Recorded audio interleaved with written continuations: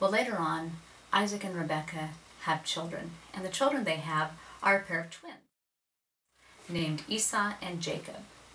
And if you were in Israel and someone was to tell you about the story of Esau and Jacob, they would use words like Esav instead of Esau and Jacob instead of Jacob. So these two twins are born, and they couldn't be more different. Esau is a man of the wilderness. He's a man's man. He's very hairy. And Jacob is very smooth, doesn't have a lot of hair on him, and he hangs out at the tent with his mother. It says Esau was born first. He was the firstborn, which means he gets the birthright. He gets the majority portion of the inheritance. Well, but he was also a very profane man, and it tells us about that in the New Testament, even though it doesn't describe that in the Old Testament, really. Jacob grew up to be a quiet man living in the tents, and Esau became a hunter in the fields.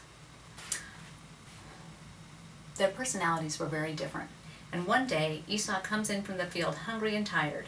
Since it was time for dinner, Jacob cooked a pot of stew. "Please give me some of your soup," Esau says. "Will you trade your birthright for some soup?" Jacob asked. "Why not?" answered Esau. "I'm about to die of hunger. If I die, I won't need my birthright." And Esau promised Jacob his birthright. I'm not reading this from the Bible. This is from a children's storybook. In time, Isaac became very old. One day he said to Esau, "I want to give you my blessing before I die. Hunt an animal and cook the meat for me. You know I love this. Then I will bless you." But Esau knew he had sold Jacob his blessing, his birthright, for some soup. Nearby, Rebekah was listening. Quickly, she cooked some meat, gave it to Jacob. "Take us to your father. He's blind, so pretend you are Esau, and then you will get the blessing." Jacob did this, though it was wrong. He stole Esau's blessing. And this is an interesting story also because it's a quite elaborate ruse that they do. Rebekah actually tells him, "I'll cook the stew, and I'm going to make it just the way he likes it. You go and put on your brother's clothes and put some animal skins on yourself, on your hands and on the back of your neck. And so when your father reaches to touch you, he's going to feel that you're hairy like Esau, and you're going to have your brother's clothing on, so you'll have the smell of your brother. And because he's so blind, he's not going to be able to tell that it's not you."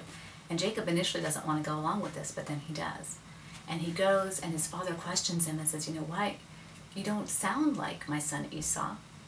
And he says, "Come closer," and he feels him, and he feels how hairy he is, and he smells him, and he smells that he smells like Esau. And so he gives the blessing to him. And then Jacob leaves. And Esau comes in with the stew that he has made from hunting this wild game.